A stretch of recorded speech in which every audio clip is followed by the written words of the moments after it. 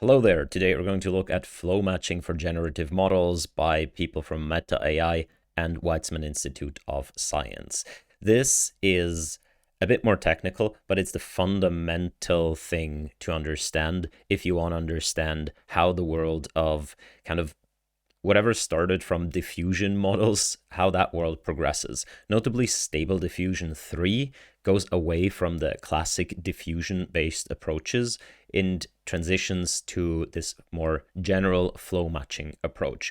We've discussed this paper and the Stable Diffusion 3 paper in our paper discussions on Saturday nights on Discord. So if you want to join those, we have them almost every Saturday, and they're always super duper interesting. So a lot of the recognition here is not by myself, but by the community who's provided generous inputs into what I now know about these things. So a big thank you, and let's dive in. So what is this about? Technically, or traditionally, diffusion models have been employed in order to do image generation, notably text to image generation. So if you think of something like DALL-E, where you're like, okay, a dog in a hat, you have some sort of prompt, and that goes to a pipeline, and out comes an image with some sort of, I am going to butcher this, with some sort of dog in a hat. That's a dog in a hat. I'm very, very, very sorry. The process here is usually a diffusion process, or let's say in the last few years that has become a diffusion process. Also, it's International Hoodie Day. So what are you going to do about it?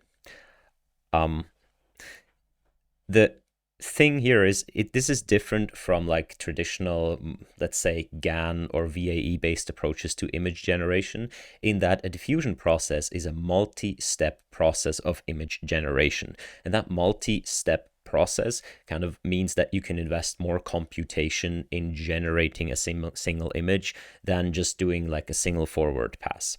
So a diffusion process starts out with an image that's complete noise, like just noise. You sample random noise from like a standard Gaussian distribution, and then you intermediately compute more and more kind of like denoised version of that image, and so on, until finally you arrive at your target image.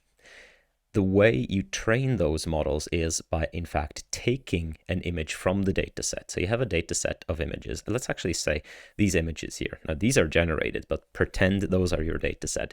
So you're going to take one of them, and you're going to iteratively make it more noisy. So here we'd have this nice screen, whatever thing, and we iteratively just add noise, and we add more noise, and we add more noise, and so on. And the classic diffusion papers say that if you do this enough times, the distribution here, no matter what image you start, the distribution that you end up with, if you do that with all your data samples, is going to be a standard normal distribution if you do it correctly. But there is a way to add noise until you completely destroy the signal, and then the distribution of this final state here is a known distribution, and therefore it's possible to sample from this distribution, and as long as you learn to revert each one of those intermediate steps, you can then kind of trace back these steps and get to something that looks like the original data. So a diffusion process starts with a data set, continuously adds noise, so there's a noising process in order to construct a series of intermediate data points.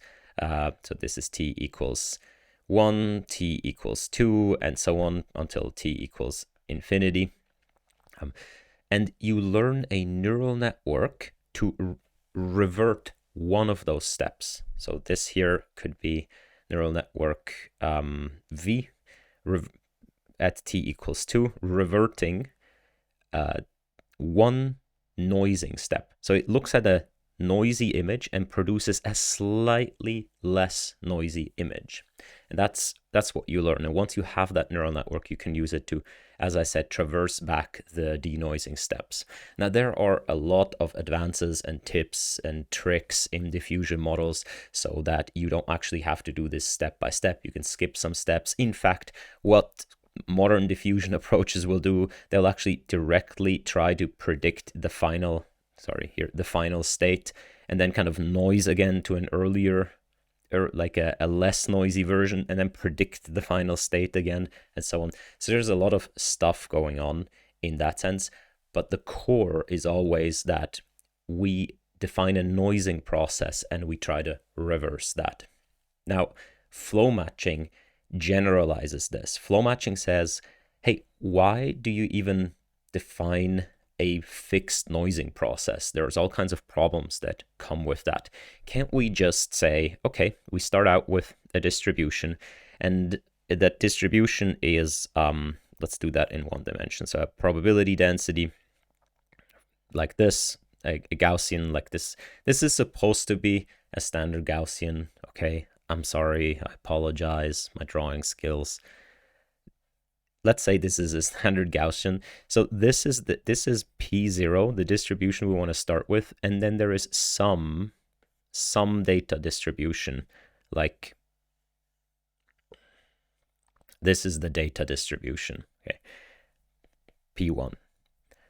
Why don't we just learn to morph the distribution that we start with, that we can efficiently sample from, into the distribution of the data, without sort of explicitly defining the process that makes this into this?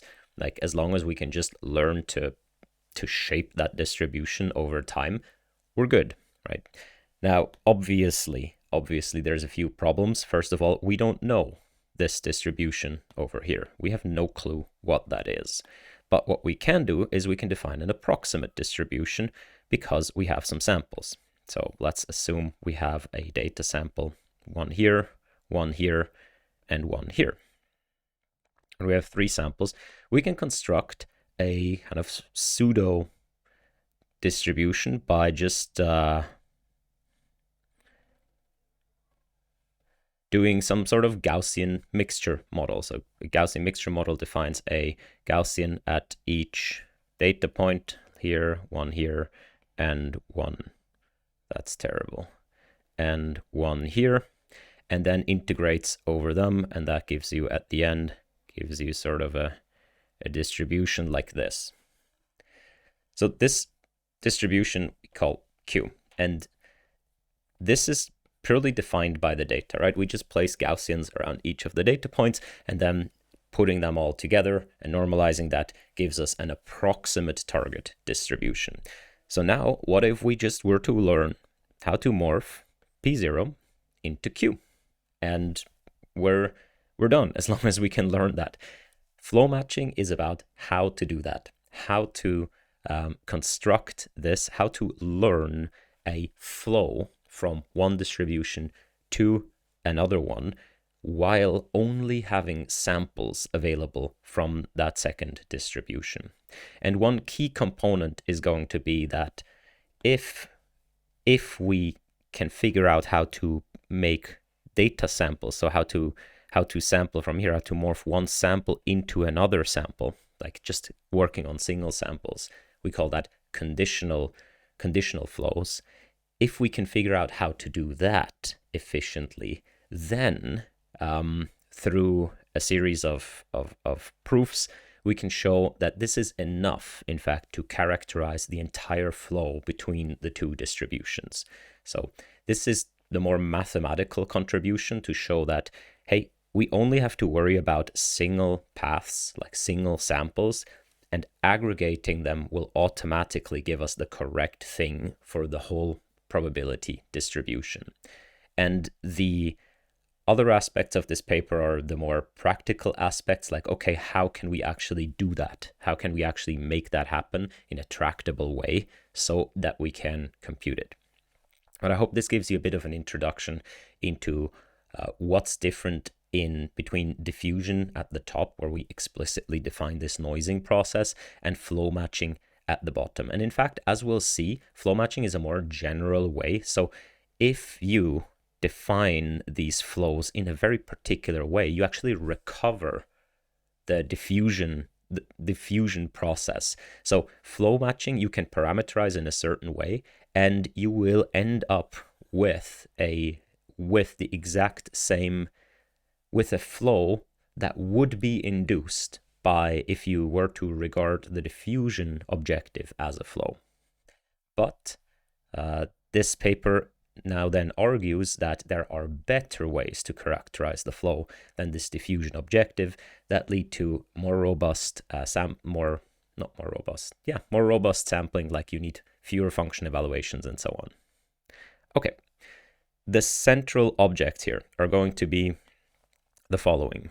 They define a probability density path, and the probability density path, as you can see here, it's a function that goes into R positive. R positive is, notably in this case, this is going to be a probability density function, right? So what's the input? The input is RD. This is our data distribution, and a time variable 0 to 1. So this is a time-dependent function, which is called a probability density path. So you give it a time, and you give it a place in the data space, and it will tell you what the probability density of that particular place at that particular time is. To make that more tractable, they have a lot of these examples where they morph. Let's see if we have a picture somewhere where they morph densities into one another. So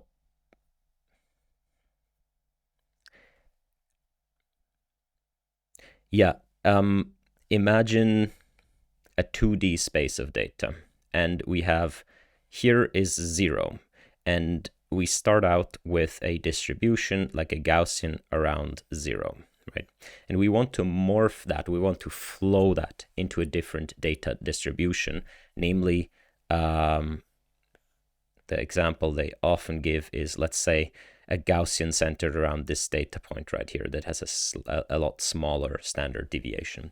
So we want to flow t equals 0, and this is t equals 1. They just go from 0 to 1 with fractional times in between. So this would be p at time 0. And if you plug in a particular point, like this point here, p of time 0 of that point would be, I don't know, 0.1. You imagine like there's a bump here, and then it kind of goes down here, and so that's that. But the same point at time t equals 1, so p1 of that point, is going to be different, is going to be 0.003 or something like this, because you can see it's much further away from the center, and the standard deviation is smaller. So a time-dependent probability density is one core object. The second core object is a time-dependent vector field, as they say here.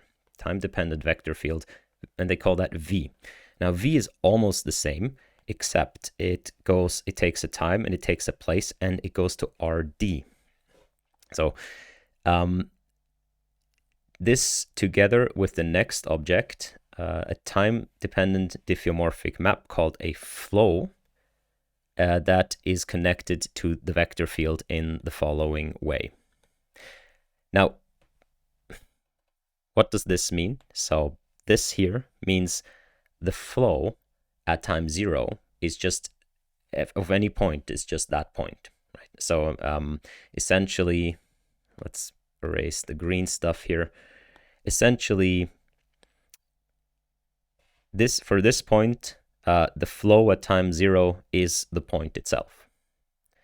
And then the change of the flow is defined by the vector field.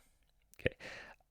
And what that ultimately means is that V is going to, let's do V in yellow. V is going to determine how each point at that particular time is supposed to flow as a instantaneous rate of change. So V is almost like the speed at every point. Let's say all of these points go there, go there, go there, right? Like if a point were here, it will go there because it needs to end up at this distribution right here. So you can see like the vector field V just at every point defines in which direction and at which speed a point should move, such that when we start at any point and we over time follow this V, we're going to end up in a situation where that point is going to be at a corresponding point in the resulting set. Well, we haven't connected this to the probability density paths yet. So the vector field just defines some way of moving. And if we move along that vector field, then we're going to end up at some place at t equals 1.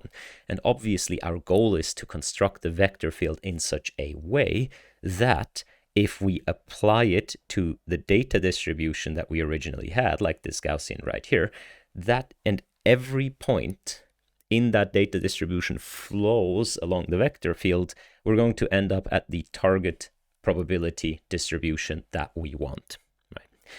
Now, there's one additional thing, is that the vector field itself is also time dependent, meaning that vector field doesn't have to remain constant, but that vector field can also change from time to time. So you start out at t equals 0 here, and maybe the vector field will tell you, go this way, but then the vector field here tells you go that way, but one time step later, the vector field could actually be different and tell you to go in a different way. So you have to take care of that. You have to go along a changing vector field as you move through time. And the path that you take, that's called the flow. In fact, the flow is the path for every single point moving along the time trajectory given by the vector field at each time. And I hope that's somehow imaginable. The cool thing is, in practice, the thing they're going to end up with is actually a constant vector field for the optimal transport objective that they propose. So it makes it one step easier in the sort of final result of what they propose. Still, the framework is laid out that the vector field can also be time dependent, and therefore integrating across that will require some serious math. In fact, so now you can understand this equation right here, right? So the flow has the following properties. It starts at the point itself. So for every point x, you start at the point itself, and then in each time step, you go into the direction of the vector field at that point that you happen to be. So you're here, vector field says you go here, then you're here. Then you look at that point in the vector field at that time, which maybe now says go here, you go here, and so on. How do you use this ultimately? Ultimately, you do just like that. You sample an original point from your original distribution, like from your Gaussian, like, okay, I sample one, and then I use an ODE solver to do this process, except I, of course, need to do this process in continuous time. So I use an ODE solver to just forward solve this equation right here until I'm at t equals 1, and that's it. That's how you use, once we have it all, that's how you would use it. So the goal is obviously, how do we get this vector field here? Because that's the crucial point, right? That defines the flow. So how do we get the time-dependent vector field? And that time-dependent vector field is what we're going to learn. Now, okay, yada, yada, yada. Here is, okay, how it defines the flow. So the vector field is said to generate a probability density path if its flow satisfies equation 3. So this is ultimately how you connect a flow with the probability density path, which essentially means you take the original probability density and you just push it through the flow, right? The flow is just a way of moving, and now if you take the density and push it through the flow, then you end up with the probability density path. So every point in the density moves along the flow. So you can just imagine you take each point here with its corresponding density value, and moving those things through the flow will end up with some other density that is then hopefully the target density. All right, flow matching. What do? We regress that flow. So we construct, this looks deceptively simple. So it essentially means let's take a neural network, V, and let's take this probability density path and the vector field which generates the probability density path, and let's just regress that, meaning let's just learn to match this vector field for each given position and time. And yeah, that sounds easy enough, but obviously the question is, how do you get the probability density paths in the first place? And how do you get the vector fields correspondingly to that? And there is where I think this paper's contribution comes in. So first of all, they say what we said before. For example, we don't know the probability density of the target distribution, but we can approximate it via samples. So we can approximate that by simply placing some Gaussian mixture model at the target samples, and that's good enough for now. And the second recognition is we can generalize that. We can actually define all of these things like the probability density path and the vector field in terms of individual samples. And that's what this section here is about, where they say, okay, a simple way to construct a target probability path is via a mixture of simpler probability paths. Given a particular sample x1, we denote by this a conditional probability path. So conditional probability path conditioning on one particular sample of data. The one here means it's at time t equals 1, which means that it is part of the actual data distribution at the end of the process. And we're wondering, if we just condition on that particular sample, how does our probability flow look like? So we can define some boundary conditions saying that, well, at time 0,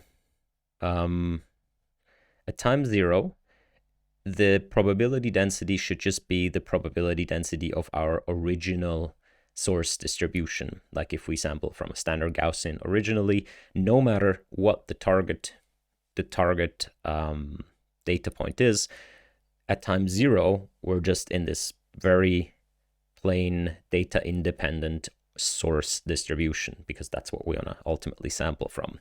And at time t equals 1, they say we design P1 to be a distribution concentrated around the data point. For example, a Gaussian with the mean at the data point and a small enough standard deviation such that it's just a small Gaussian centered at that particular data point. They say marginalizing the conditional probability paths over the target data gives rise to the marginal probability path.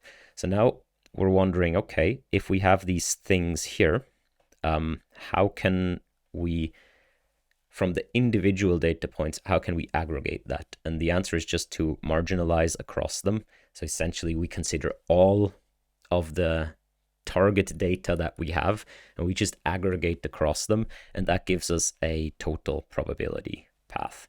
Note, we still haven't defined this. We still have not said how we're going to get from a particular sample in the source distribution to a particular sample in the data distribution. The answer is going to be a straight line, but we don't know that yet. We just say, well, instead of defining a path between two entire distributions, right? Here is a distribution, here, like a path between two entire distribution. Let's just take a single sample here. Let's take a single sample of the data, and let's just define how to go from one to the other. Now, that could still be one of an infinite number of paths, but no matter which ones we choose, we can aggregate them like this. We can simply marginalize over them, right? Weighted by the target distribution, marginalize over the target data, and we get an aggregate probability path or probability density path. So from the individual sample paths, we can go and create a whole probability path. They say here, where in particular, at time t equals 1, the marginal probability is a mixture distribution that closely approximates the data distribution. So they're saying if you do this, then in fact at t equals 1, as you can see right here of the 1, this is approximately this data distribution if in fact that mixture of Gaussians represents them well. Now they say, interestingly, we can also define a marginal vector field by marginalizing over the conditional vector fields in the following sense. So again, assume that we have some way of figuring out what the vector field is that pushes the particle along over time for an individual sample. So we pick one sample of source, we pick one sample of target, and then we define some path, and imagine we can figure out what the vector field is of that one path. The question is, if we have all of that, if we have some way of figuring those out, can we aggregate all of those vector fields across the different samples and come up with a total vector field where we can plug in the entire source distribution and it will move it to the entire target distribution? And see, the answer is yes. We can in fact, again, marginalize over the conditional vector fields. Let us again assume we have some way of figuring them out. As long as we reweigh them by this factor over here, we're good. Again, we're aggregating across the entire data set, if you will, and we're reweighting by this thing right here. Note these things, we know this, we have in fact figured out up here. So this goes here. This we assume we can construct somehow. This is the Gaussian mixture distribution of the target data. And as long as we reweigh by that, we can in fact make this total vector field right here from the individual vector fields.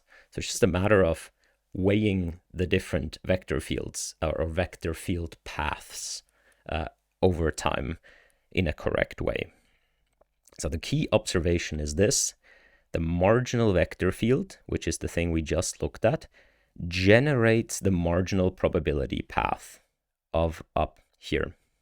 Okay, so they're going to prove this as well, but if we define the vector field like we define it here, it will generate this probability path, meaning that if we put in the source distribution like that one standard Gaussian distribution and push that along the vector field over time, it will in fact end up at the target distribution, this one right here, and it will do so by following this probability path up here, like the aggregate probability path of the individual samples.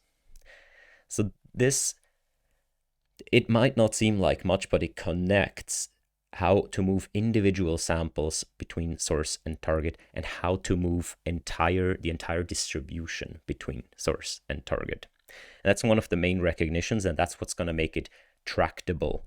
That's what's going to make it tractable to do this, because we can only operate on samples. We cannot do big integrations across the entirety of distributions. Unfortunately, they say, Due to intractable integrals in the definitions of the marginal probability path and the vector field, it is still intractable to compute U and consequently intractable to naively compute an unbiased estimator of the original flow matching objective. Instead, we propose a simpler objective, which surprisingly will result in the same optima as the original objective, the conditional flow matching objective. So, what do?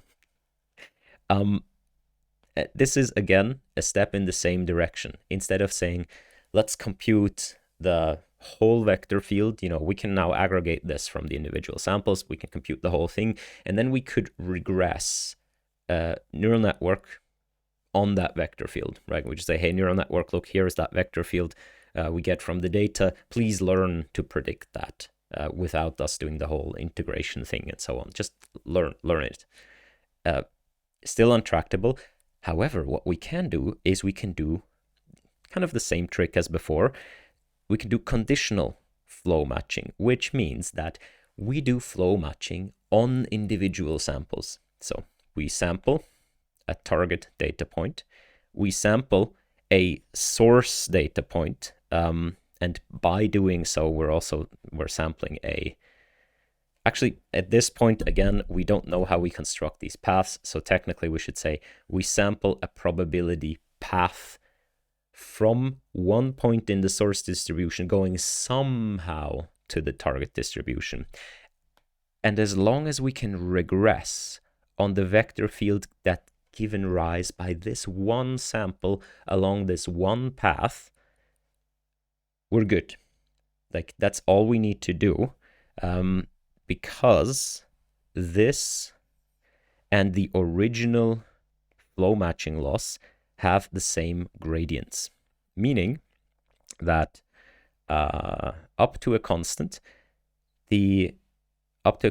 independent of the parameters, the flow matching and conditional flow matching losses are equal. Hence, the gradient with respect to the neural network parameters are equal. So instead of aggregating first and learning a neural network to predict the entire vector field, we can just take a neural network and predict the conditional vector field based on an individual data point. And that will give us the same parameters if we learn to optimality than the original objective. So that's another theorem of this paper. Now, lastly, the question is, and the paper is structured in a weird way where it first says, okay, assume we can do all these things. What's the loss, right? Assume we can do all these things. What do we even learn? And only later do we go into how can we actually get the probability path in the first place? Because so far we just said it's some probability path from one source sample to one target sample. And now we go into this. And the reason why they do this is to go from the more general to the more specific is because now they're going to start making choices. And they're going to make particular choices either to remain tractable or to just remain practical. But note that from here on out, you could do a lot of things, but they're going to choose particular things to do.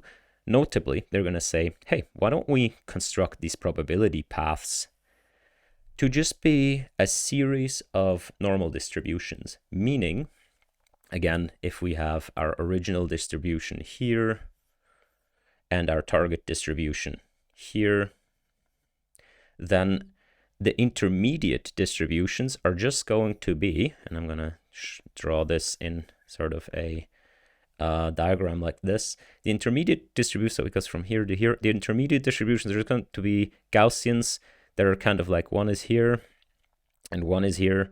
Gaussians that are just going to kind of interpolate somehow between them. So this is a valid one.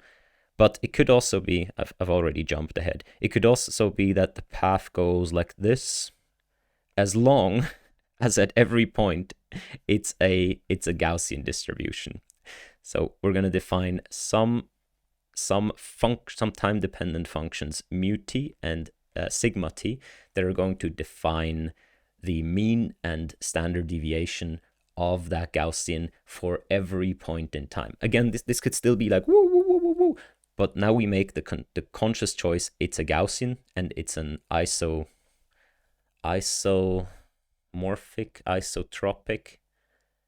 like a spherical Gaussian, okay? Wherever that is. Again, it's going to end up being a straight line, but we don't, for the optimal transport.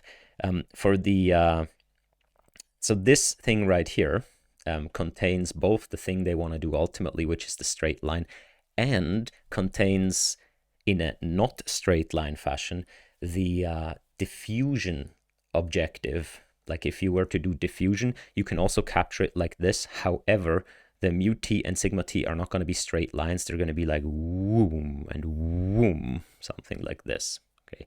But still, they're going to be Gaussians, which they don't have to be for this framework. They could be any distribution. But yeah, so now we'll make the conscious choice. Let's make those Gaussians. At t equals 0, we want to match the original distribution. And at t equals 1, we're going to the mean at the data point and some small standard deviation to center the Gaussian around that data point to ultimately get our Q target distributions when we aggregate across all of the data points. Yeah, I jumped ahead before, but so transforming that is really easy. We just scale the original data point by this sigma, and we shift the mean, and then we have it, and we can define a push forward to essentially define how this behaves over time, right? But this is just a mathematical way of saying you just gotta follow the path and then scale it by the respective standard deviation. So the conditional flow matching loss becomes relatively simple. All right. Let that be a Gaussian probability path as defined in equation 10. Let this psi right here, be its corresponding flow map, and that flow map is just moving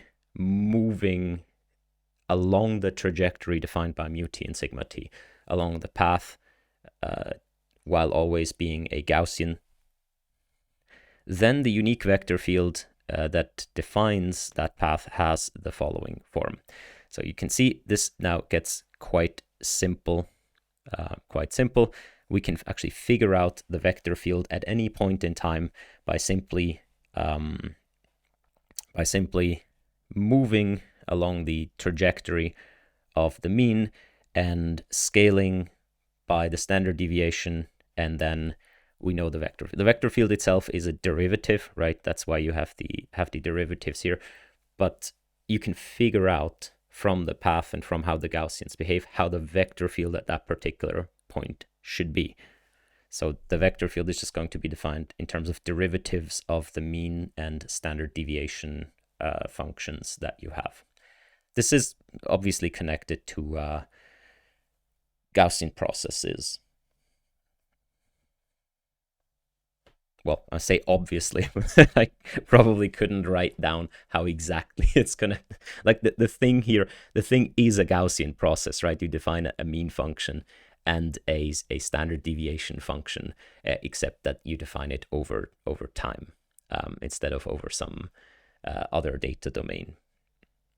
So now they say, okay, what special instances exist of these Gaussian conditional probability paths? And the first one is diffusion conditional vector fields. So in this section, they're going to recover the diffusion objective, saying, hey, if we pick very particular mu t and sigma t functions, we can actually prove that that's equivalent to what the diffusion papers do. So this subsumes the diffusion papers. You can see the formulas for like the vector fields. They become fairly involved, I would say, with specific, like this t function being some sort of integral. So the choices of this mu function and this sigma function defined in this alpha t, which again is defined with this t right here, yeah, becomes involved, but you can recover it. Now, why is this so complicated? That's because, yeah, we're going to see this later. But also notably, you can see that for t equals 1, this here becomes 0, so this here becomes 1, so this here becomes 0. For t equals 1, this is actually not defined. So in fact, this is not defined for the boundaries of that. And that's an interesting observation. In diffusion, we said before, here, t equals infinity is when you end up at the noise distribution. So you have to noise. And only at t equals infinity, you're actually guaranteed to land at the actual noise distribution. And that's a crucial difference to flow matching. In flow matching, you can in fact define paths that actually end up after a finite time at the target distribution. And that's really different. Like that's actually a notable difference. So you can see if you do these particular choices for the Gaussian paths, then you can't actually compute the end, let's say, of t equals 1, because t equals 1 in the flow matching framework corresponds to t equals infinity in the diffusion framework, or vice versa, like however you define t1 and t0. But they propose a simpler way. They simply say, hey, why don't we just go in a straight line? Like, and you can see the difference right here. So with the optimal, they call this the optimal transport path, you can see that the vector field remains constant, right? At least the direction of the vector field remains constant. You can see the strength in terms of the color, but the direction always points to the target distribution. So at every point in time, this vector field just says, hey, why don't you just go towards the target? Again, these are two data points. This is a conditional vector field, so we're only wondering about one particular source and one particular target, and we still have to then later aggregate across the whole thing to get the whole vector field. But still, this essentially just says, why don't you just go towards the target, like relatively straight? Whereas the diffusion, now you have to pay attention, this is a score function. So diffusion doesn't regress the vector field, diffusion regresses the derivative of the log probability.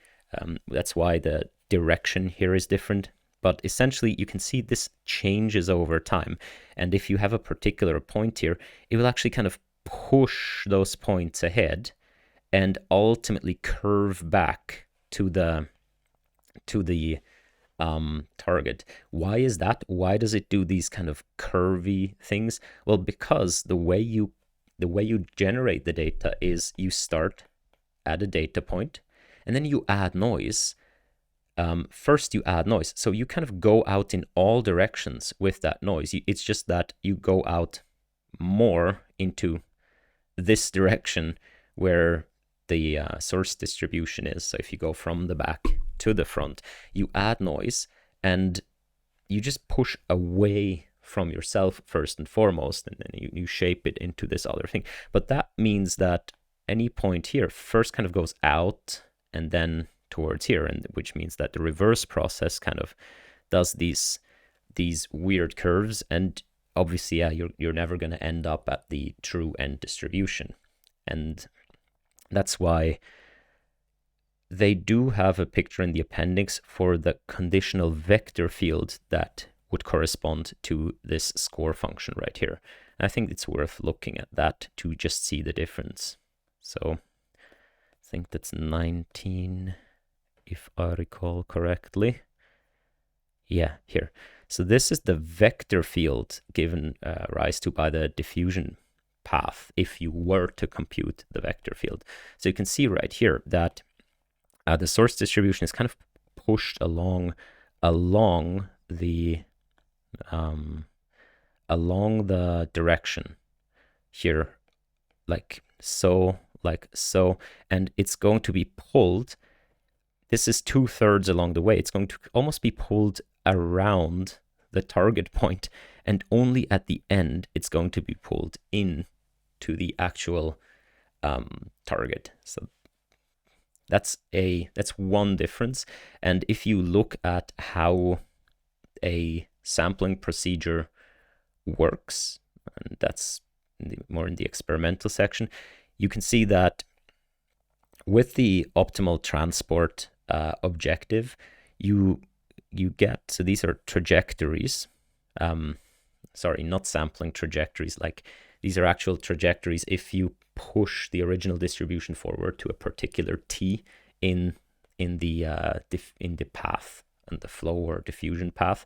You can see that the optimal transport objective much earlier is shaped like the target distribution, which is this checkerboard pattern here, whereas diffusion objective, no matter whether you do score matching or flow matching, they have the same, provably the same objective, right? You will much later only kind of shape the target distribution. And notably also the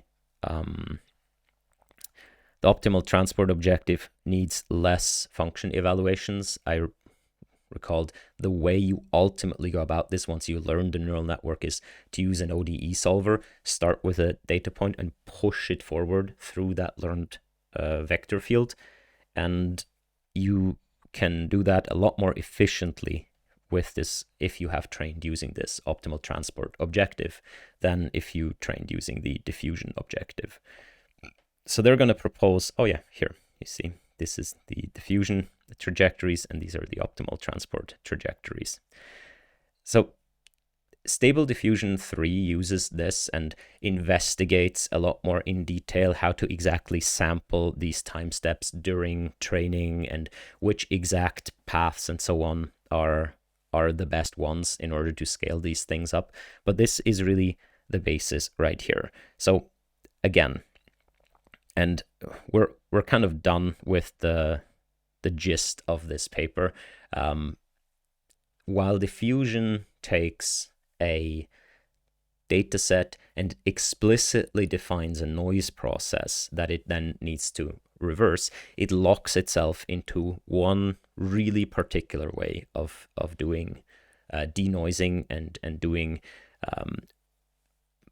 the morphing of the probability distribution. Whereas flow matching takes a step back and says, hey, if we just figure out how to define from data, how to define these vector fields that give rise to these flows from source to target, we can learn a neural network to just take a time step and a point in space and tell us how we should move in order to reach the target, right? Independent of the process that gave rise to it. Just tell us how we should move. If we can produce that from data somehow, we can learn a neural network to predict that for unknown data, right? For data that's not in the data set. And by doing so, we'll have a general process to just take some sample from the source distribution and move it along that vector field that the neural network tells us, okay, how to move. And if we've done everything correctly, that will give us a correct point in the target distribution or according to the target distribution. And the easiest way, and one theoretically very sound way, is to simply define straight lines in the data space between a source sample and a target sample and regress on that, right? So you might think, well, okay, straight lines, but you still like the target distribution, you still learn the target distribution because each one of those straight lines is informed by a data sample, right? Hello, it's me from the future, and I realized I didn't do a great job at explaining this last part right here. And that is, once we have made the choice of using the optimal transport, essentially the straight path between source and target sample as the path of choice, how does the loss fall out of that? So the path or the vector field, let's say, is defined by the following flow. The flow, as you can see, for a given sample is simply we take x1 and x, which is wherever that x at that particular time step is, and we move in a straight line towards it. So here you can see an interpolation, t times x1 and sort of 1 minus t times x, then scaled by the standard deviation. So if I have x0 here and I have x1 here, a straight line between the two, and that's the conditional flow, conditional on that data point.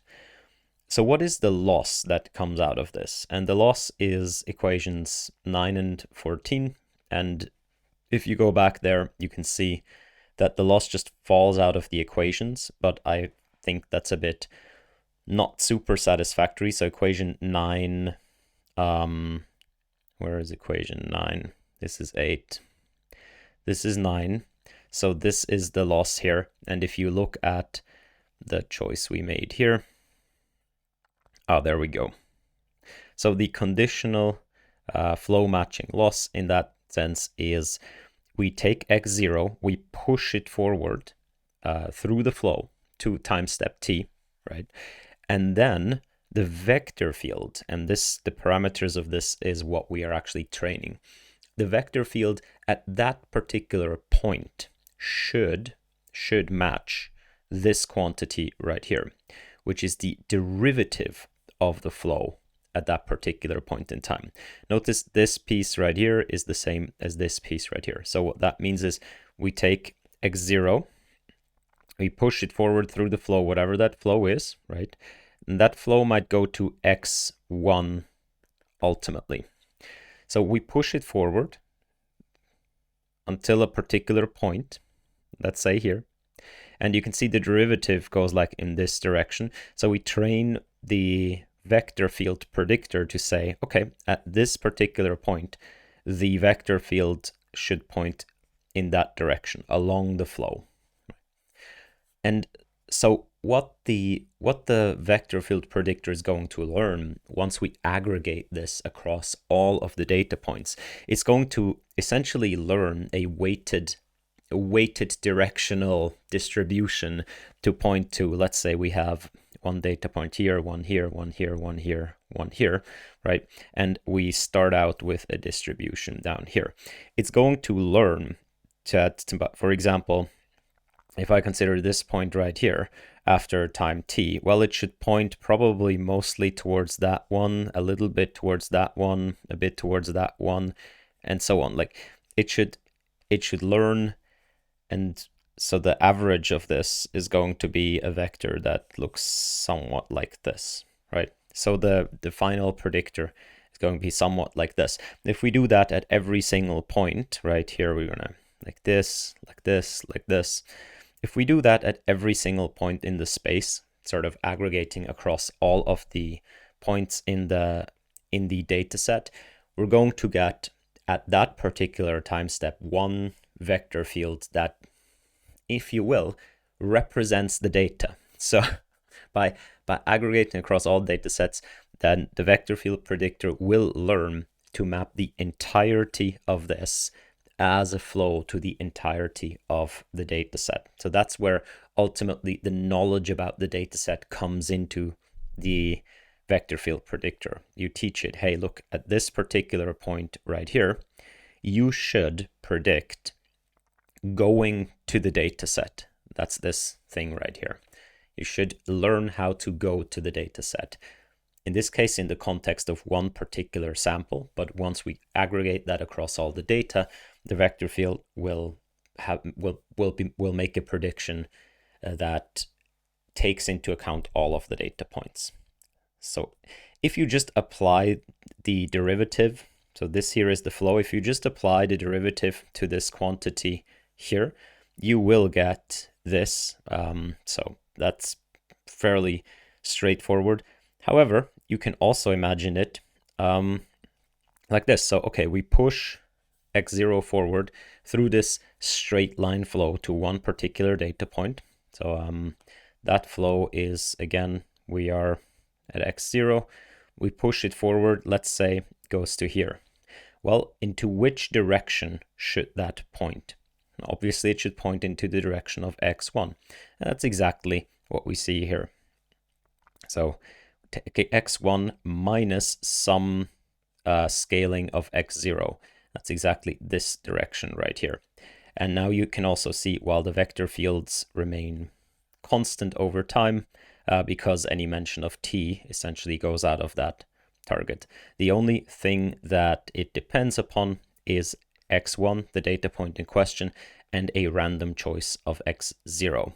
So if we then marginalize all of this across the random choice of x0 and across the selection of the target data point, we do get a vector field predictor that flows the entire source distribution to the entire target distribution. And yeah, the fact that this doesn't depend on time anymore is just falls out of the particular choice we make here for the type of flow and the type of path that we're using. All right, back to me in the past. I have to say, some things are still a mystery to me, but I hope this made at least a little bit of sense to you. I hope this is understandable. And yeah, that's it. Thanks a lot. Again, thanks for the community in Discord for helping me understand this as well. And I'll see you around. Bye-bye.